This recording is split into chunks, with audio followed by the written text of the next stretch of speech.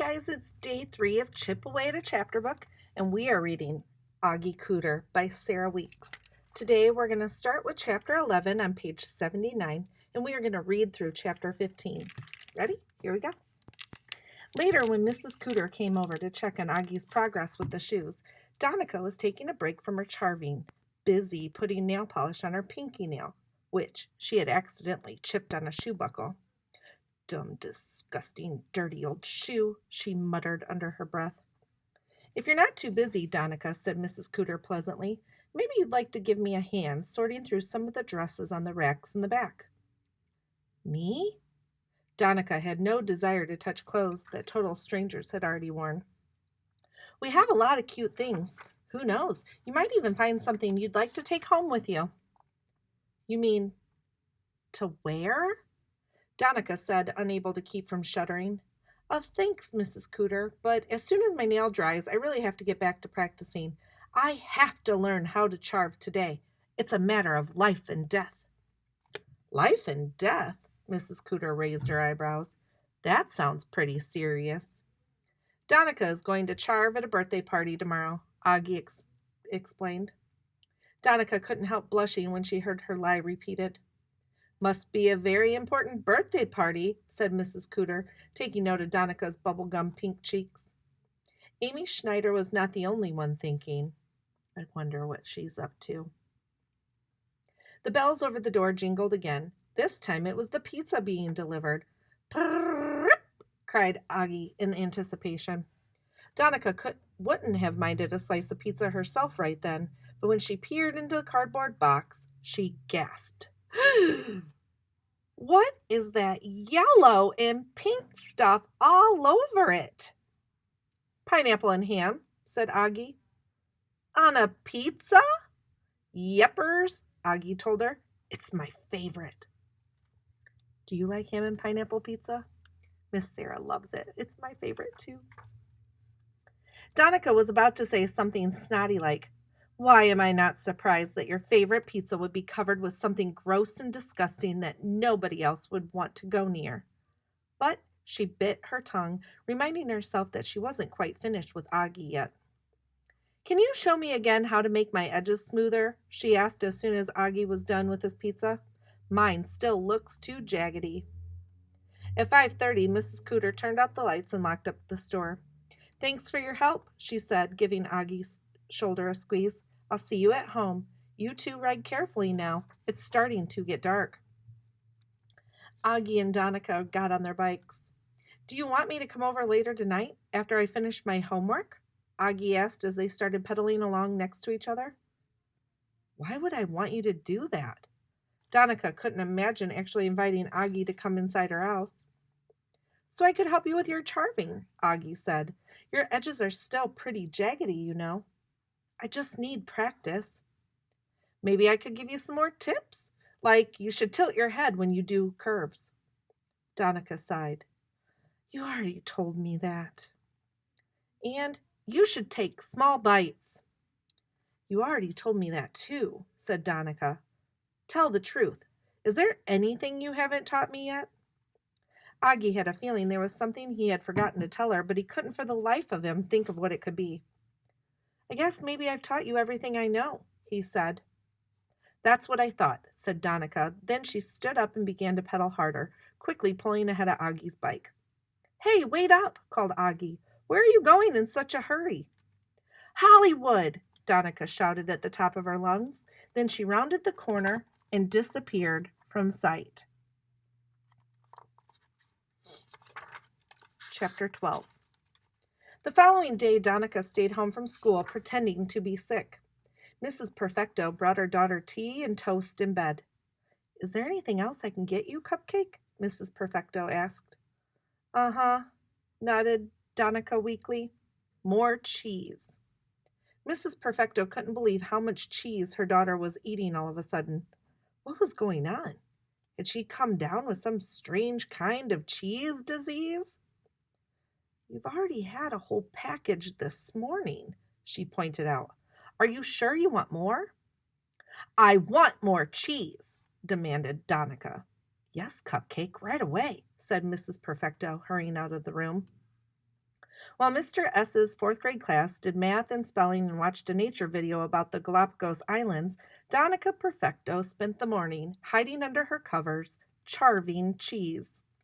Once, when she was lost in concentration trying to perfect the thumb of the lower peninsula of Michigan, she failed to hear her mother approaching and was nearly caught in the act. Fortunately, at the last second, Donica heard the doorknob turn and managed to toss the evidence up, which is how she discovered that cheese sticks very nicely to a plaster ceiling if you throw it hard enough. Meanwhile, at Truman Elementary, Donica's absence didn't go unnoticed. Maybe she really was sick yesterday, Dawn said to Hannah as they sat at lunch together, both feeling a little bit of a loss. They didn't know what to do, with no one there to boss them around or to provide first syllables for them to finish. Oggie, who was sitting across from Amy, eating a piece of cold pizza left from the day before, was wondering about Donica, too. She seemed okay when we rode home yesterday from the store, he told Amy as he picked off a piece of pineapple and popped it in his mouth. Amy, who hadn't been able to shake the feeling that Donica was up to something, began pulling off her rubber bands and dropping them one by one on her napkin. Did I tell you that she invited me to come swim in her pool this summer? Oggie continued. Amy nodded and, having removed the last of her rubber bands, took an unencumbered bite of her tuna fish sandwich. Oggie had told her about the pool invitation twice since they had sat down at lunch. Oggie went on. They've got this cabana banana thing, which is full of towels in case anybody needs one. Isn't that cool? Amy nodded. She had already heard about the cabana banana, too. What she couldn't figure out, and was too shy to ask, was how Donica and Oggie had suddenly become such good friends. Amy had seen her making fun of Oggie behind his back plenty of times. Why was Donica hanging out with him now? Hey, said Oggie, I just thought of something. Since Donica is sick, maybe she'll need someone to fill in for her at the birthday party this afternoon. This was the first time Amy had heard anything about a birthday party. Whose birthday is it? She asked. Dawn's little sister, Oggie told her. Donica's going to charve for the kids since the clown couldn't come. Donica knows how to charve? Amy asked. Yuppers, I taught her yesterday. Amy was more convinced than ever that something extremely fishy was going on. That afternoon in class, Mr. S. brought out an old record player that had belonged to him when he was a kid. He'd also brought along some special records. There were pictures of cowboys on the covers, some of them with fiddles tucked under their chins, others in bright red snap shirts holding guitars. When I was a boy, we used to square dance at school, he told the class. Every Friday at the end of the day, we'd push all the desks to one side of the room, bow to our partners, and alamade left, do-si-do, and promenade until we were all red in the face. I loved it so much I thought I might try introducing you to the joys of square dancing, too. You could have heard a pin drop. We gotta dance? Asked David Corbin, finally breaking the silence. With partners? Whispered Bethy Hudson, her big blue eyes wide in horror. Oggie was the only one other than Mr. S. who thought square dancing sounded like fun. His parents had an antique wind-up Victrola in the living room at home, and sometimes they would crank it up and dance. Oggie loved to watch his parents twirl around in each other's arms. His mother had taught him a few steps, but Oggie always seemed to trip over his own feet and end up stepping on her toes. Make 2 lines, one for boys, one for girls, and go from tallest to smallest, Mr. S. told the class. There were 12 girls and 11 boys in the class, but since Donica was absent, it worked out evenly. Oggie was the next to tallest boy in line, and as it happened, Dawn was the next to tallest girl, so they were partners. As Oggie followed Mr. S.'s directions, taking Dawn by the arm and escorting her to their corner of the square, Dawn shot a look of total despair toward Hannah. Hannah was paired up with Jackson Polito, who she secretly thought was kind of cute, so she wasn't as unhappy about her partner as Dawn was. Mr. S. put on one of the scratchy records, and pretty soon they were square dancing. Well, or at least trying to. Oggie did his best to follow the instructions, hooking elbows with Dawn and skipping around in circles when the caller told them to swing your partners. But it wasn't long before the inevitable happened. Ouch! Dawn cried, suddenly grabbing her foot and hopping around on one leg. You stepped on me! Oops, sorry, said Oggie. Mr. S. told them to sit the next one out so Dawn's foot could have a chance to recover. Oggie sat beside her on the floor while the others continued to dance. There was a lot of complaining going on, but it actually seemed like most of the kids were having fun, even if they didn't want to admit it. After a while, Oggie leaned toward Dawn and shouted over the music. You must be excited, huh? About what? Getting stomped on? Dawn said, scowling as she rubbed her sore foot. No, Oggie said, about the party this afternoon. What party? Asked Dawn. Your sister's party. Now Dawn was really confused. I don't have a sister, she said. I am an only child. That's weird, said Oggie. Donica told me she was going to be helping out at your sister's birthday party today. I spent the whole afternoon with her yesterday teaching her everything I know. Or at least I think I taught her everything. There might be something I forgot, but I can't remember what it... Dawn cut him off.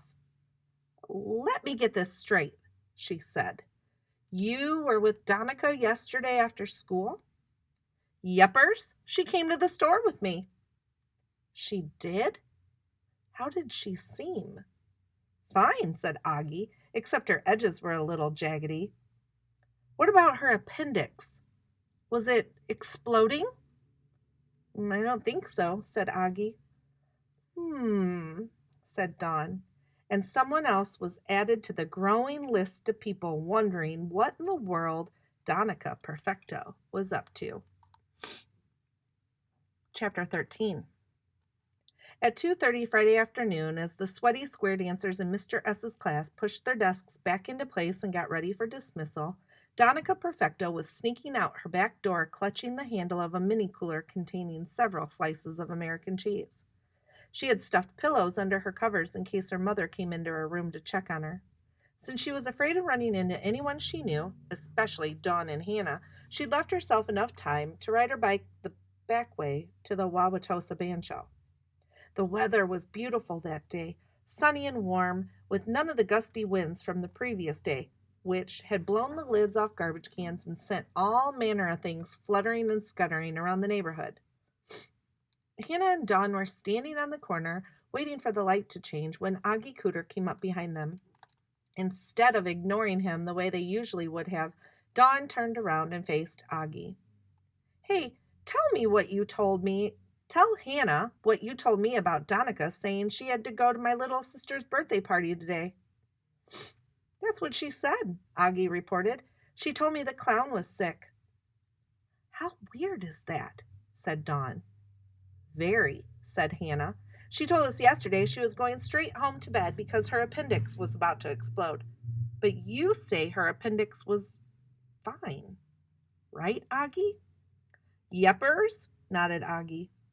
I think maybe it's time for us to go pay her a little visit, Dawn said. When the three of them reached Tullahoma Street, Hannah and Dawn crossed over to go to the Perfecto's house to confront Donica, while Oggie continued on home. He knew Turk would be eagerly awaiting his afternoon walk. A few minutes later, Oggie emerged from the house with Turk on his leash. As usual, Turk had a spitty yellow tennis ball in his mouth and his tail was wagging like a flag. The afternoon walk was his favorite because often Oggie would take him to the park and throw the ball for him. Oggie glanced across the street, but there was no sign of Hannah or Dawn. He considered going over there himself to tell Donica that the next time she wanted him to do her a favor, she didn't have to make up some crazy story to get him to do it. He was happy to help her in any way he could, especially now that she had invited him to come swimming in their pool. Turk started tugging on his leash so hard that Oggie's shoulder felt like it was going to pop. Okay, I get the message, he said. Here we go. On the corner, Turk stopped to inspect a large bush popular with the neighborhood dogs. While Turk nosed around in the branches, Oggie turned back to look down the block at the Perfecto's house once more. This time, Hannah and Dawn were standing out on the sidewalk. They waved for him to come over to where they were. Donica's disappeared, Hannah told him. Disappeared, said Oggie.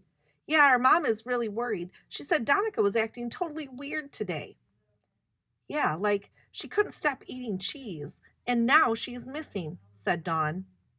Oggie was about to explain that Donica might not have actually been eating the cheese, she might have been charving it, though he was still a little unclear about why she'd want to do that if she wasn't really planning to charve at a birthday party. But any thoughts about Donica Perfecto and cheese were suddenly lost as Oggie looked down and noticed something that greatly alarmed him. The yellow tennis ball in Turk's mouth had turned a very bright shade of pink. At first, he was worried that Turk might have cut his mouth on something, but when he pulled the ball out, he discovered it wasn't a ball at all, but rather a crumpled up piece of pink paper. Oh, he must have found it in the bushes, Oggie said, relieved. Then something occurred to him. You know what? He said. This paper looks like the exact same shade of pink as the flyer I saw the guy putting up on the bulletin board at school yesterday. What guy? Dawn asked. What flyer? Asked Hannah. Oggie uncrumpled the soggy paper. It was the very same flyer Donica had pulled off the bulletin board the day before. The wind had snatched it off her bed and carried it down the street, where it had become snagged in a bush. Yeppers, this is it all right. See, it says 3 p.m. at the Wauwatosa Bandshell. That's exactly what he told me. He held the paper out for the others to see. Dawn and Hannah's mouths fell open. Hidden talents, they exclaimed in unison. What's that? Asked Oggie.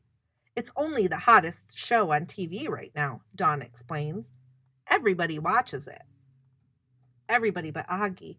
He'd never even heard of Hidden Talents, which was not all that surprising, considering the Cooders didn't own a television set. Mr. and Mrs. Cooder firmly believed that microwave ovens, hairspray, diet soda, and television were all very bad for your brain cells, so they didn't allow any of those things in their home. Donica's not missing, said Hannah, looking carefully at the flyer. She's not? Asked Dawn. No, Hannah said, and she's not sick either. Then where is she? Asked Oggie. She's auditioning, said Hannah. Why didn't she tell us about the audition? Dawn sounded hurt. Probably because she was afraid we might beat her, said Hannah. What time is it anyway?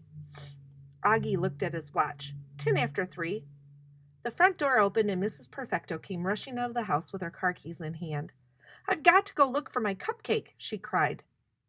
We've got a pretty good idea about where she is, Dawn told her. You do? Oh, thank goodness. Mrs. Perfecto put her hand over her heart. She opened the side door of the SUV. Jump in. You can help me find her. Oh, I hope she's all right. She may not be once I get my hands on her, muttered Dawn as she and Hannah climbed into the car. Oggie wasn't sure if he was invited too, but Turk, who loved nothing better than a ride in a car, bounded into the back seat, dragging Oggie along with him. 5 minutes later, Mrs. Perfecto was turning into the parking lot of the bandshell. Are you sure this is where she is? She asked. Oggie looked across the lawn at the small crowd gathered in front of the stage.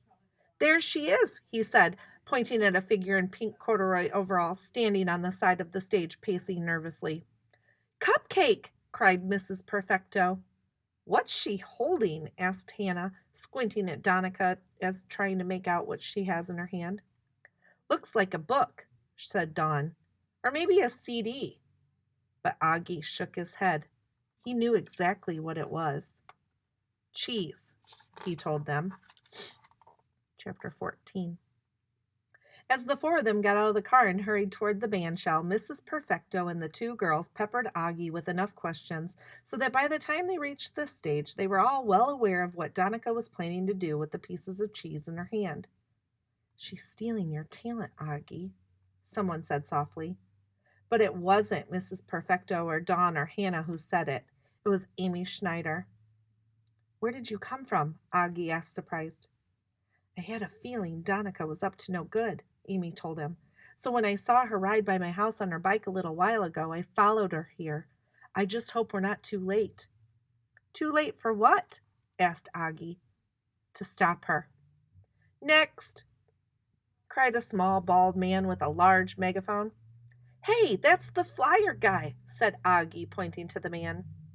Donica walked out onto the stage and stood in front of the judges, who were sitting in a row of metal folding chairs behind a long table.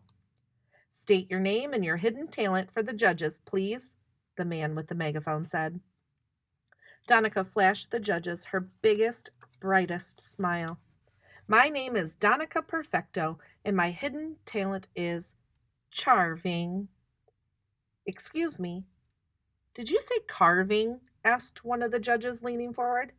"No," said Donica. "Charving. It's a combination of chewing and carving." "Quirky," said the judge, nodding approvingly. Donica flashed another smile. "Aren't you going to stop her?" asked Amy, giving Oggie a little nudge toward the stage. "Why would I do that?" "Because she stole your talent," said Amy. "No, she didn't," said Oggie. "I taught her how to charve." "But she tricked you," Hannah chimed in. "And she lied to us," added Dawn. "Doesn't she look lovely?" sighed Mrs. Perfecto, who seemed to have completely forgotten that only minutes ago she had been worried sick about her daughter's whereabouts. "Quiet, please," the man shouted at the crowd through his megaphone. Then he turned back to Donica and said, "You're on, kid." Donica flashed that smile again, then she lifted the cheese to her lips dramatically. "Wisconsin," she announced. But before she'd even taken a bite, she stopped. "Something's not right," she said, looking at the cheese. "There's something wrong with this piece. It's sticky." "Too warm," Oggie told Amy. She shouldn't have held it in her hand for so long before she started. "Hang on," Donica told the judges. "I'll get another piece." She ran over to the side of the stage where she had stashed her mini cooler. Flipping it open, she quickly grabbed a fresh slice of cheese, tore off the cellophane wrapper with her teeth, and hurried back to her spot. "Wisconsin," she announced again, but this time when she bit into the cheese, it cracked in half. "Too cold," said Oggie. "What's happening?" asked Mrs. Perfecto nervously. "Justice," whispered Dawn. "Yeah," agreed Hannah with a satisfied smile. The man with the megaphone was growing impatient. "Sorry, kid," he said. "Your time's up. We got a schedule to keep here. Who's next?" Amy was relieved that Donica wasn't going to get away with her little plan, but when she turned to Oggie to tell him so, she found he wasn't standing next to her anymore. Looking up, she was surprised to see him running out onto the stage. "Hey, Donica!" Oggie shouted as he sprinted across the stage, pulling Turk along behind him on his leash. "I finally remembered what I forgot to tell you before. The cheese has to be the right temperature." He pulled a slice of cheese out of his back pocket and waved it in the air. "Like this one." "Give me that!" screamed Donica, reaching for the cheese with a desperate look in her eyes. But as Oggie ran past the judges' table, Turk caught a whiff of all the crusts of a roast beef sandwich one of them had left lying on the paper plate after lunch, and he took a sudden, unexpected detour. Oggie tripped over the leash, and his feet came out from under him, causing him to fall just as he reached Donica. "Oof! Ouch!" The two collided, bumping heads so hard they both saw stars and landing in a tangle of arms and legs on the stage. Donica's processed American ticket to Hollywood flew out of Oggie's hand, sailing high up into the air. It looked like the audition was over, but then, to everyone's amazement, Donica managed to entangle herself in time to leap up and catch the cheese a split second before it hit the floor. "Wait!" she shouted, rushing back to face the judges. The man with the megaphone took pity on her. "One last chance, kid." "Wisconsin," said Donica, holding up the cheese. Dawn looked at Hannah. Is it my imagination? Or did she just say Wisconsin? Chapter 15. Thanks to the perfect climate in Oggie's back pocket, the cheese finally cooperated. Donica felt certain that the judges would be impressed by Wisconsin, and so she had practiced it many times up in her room. Now she closed her eyes to help her concentrate and carefully began to nibble the cheese, taking tiny bites and tilting her head as she went around the curves, just the way Oggie had taught her. Oggie stayed right where he was, afraid if he got up and left in the middle of Donica's performance, it might distract the judges or, worse, mess Donica up. In the excitement, Turk had managed to grab the sandwich crusts and run off with them. To Augie's relief, he saw that Amy had caught Turk before he'd gotten very far and was holding tight on his leash now. As he watched Donica charve, Oggie could tell that she'd been practicing because she was much more confident than she had been the day before. The judges leaned forward with great interest. They seemed to be enjoying it. Oggie felt proud of his pupil. Then, as Donica turned the cheese in her hands, Oggie caught a glimpse of what looked like a very jaggedy edge, and suddenly he felt nervous for her. Without thinking about it, he did what he always did when he felt nervous. He reached into his back pocket, pulled out the remaining slice of cheese, and began to charve to calm his nerves. Donica finished, opened her eyes, and held up her cheese triumphantly. Augie's heart sank when he saw it. Just as he had suspected, it was jaggedy. Really jaggedy. In fact, it was the worst job of charving he'd ever seen her do. But while he was sitting there feeling sorry for her, the judges suddenly broke into enthusiastic applause. First rate! Dynamite talent! Quirky with a capital Q, one of them exclaimed enthusiastically. Thank you, said Donica, taking a bow. This time it was Hannah who looked at Dawn. Thank you? No, not you, honey, one of the judges said to Donica. We're talking about him. Shocked, Donica whirled around on her heel to see who they were pointing at, and there was Oggie Cooder holding a perfectly charved Texas in his hand. Donica was so angry her face turned a shade of purple. Mrs. Cooder would have called eggplant. That's not fair, she wailed. I was supposed to be the one with auditioning. There was a sudden gasp from the audience as Mrs. Perfecto pointed at Donica with a shaking finger. Your teeth, Cupcake! What's happened to your beautiful teeth? Donica quickly put her fingers up to her mouth. No wonder the charving had been off. She had chipped both of her front teeth when she and Oggie had bumped heads. Needless to say, she was furious. I won't forget this, Oggie Cooder, she shouted before she ran off the stage. Mrs. Perfecto quickly whisked Donica away in the SUV for an emergency dental appointment with Dr. Shelkin. Oggie felt terrible. He hadn't meant to ruin Donica's audition. He even tried to persuade the judges to give her another chance. Maybe she can come back tomorrow and charve for you after she gets her teeth fixed, he said. She's usually much better than that, and she's been practicing a lot. There's only one slot left for the next show, and we have to fill it today, they told Oggie. But, said Oggie. Sorry, kids, said the man with the megaphone. So Oggie, feeling miserable and guilty, slunk off the stage. Thanks for watching Turk, he said as Amy handed him back the leash. I guess I better get going. You can't leave now, Amy told him. Why not? Said Oggie.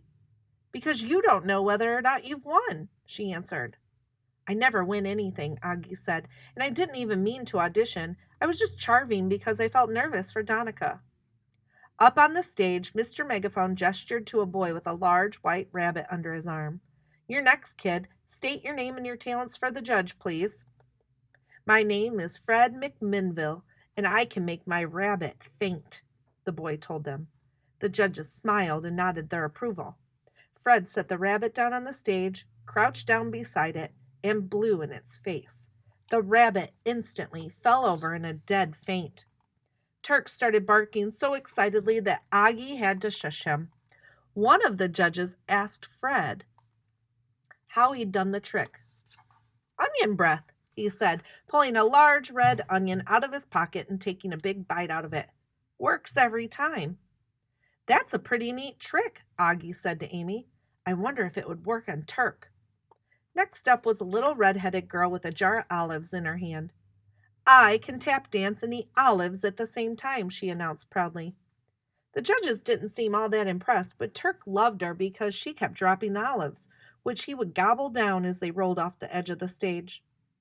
One by one, kids came up and did strange, quirky things. There was a boy who could make his ears disappear by folding them up and tucking them inside his ear holes, and a tall, skinny girl who could pop balloons with her shoulder blades. There were a number of kids who did tricks with hula hoops, including one girl who nearly choked herself by putting the hoop around her neck and trying to keep it going while she did an impression of the sound of a toilet flushing. When the last of the auditions were over, the judges bent their heads together and began to whisper.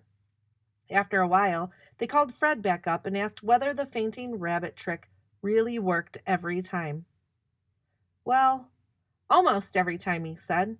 "Sometimes, though, he just sneezes." "Where's the kid with the cheese?" called the man with the megaphone. "See, I told you," Amy said excitedly. Oggie was called up onto the stage and asked whether Texas was the only state he could charve. Oggie didn't want to brag, but of course he told the truth, admitting that he could do all 50. "How about, instead of one particular state, if we asked you to charve the entire country? Do you think you could do that?" said one of the judges. Oggie thought for a second. "Well, I've never done it before," he said, "but I'm willing to give it a try. There's one problem, though." Oggie patted his back pocket. "I'm out of cheese." It was Amy who noticed the mini cooler Donica had left behind. She ran and got a slice of cheese out of it and brought it to Oggie. He made sure to warm it up a little before he began to charve. A minute later, everyone was very impressed when Oggie held up a perfectly executed U.S. of A. Again, the judges bent their heads together and whispered. This time they came to a decision. "Pack your cheese, Oggie Cooder. You're going to Hollywood." Join me tomorrow for the next section of Oggie Cooder by Sarah Weeks. See you soon.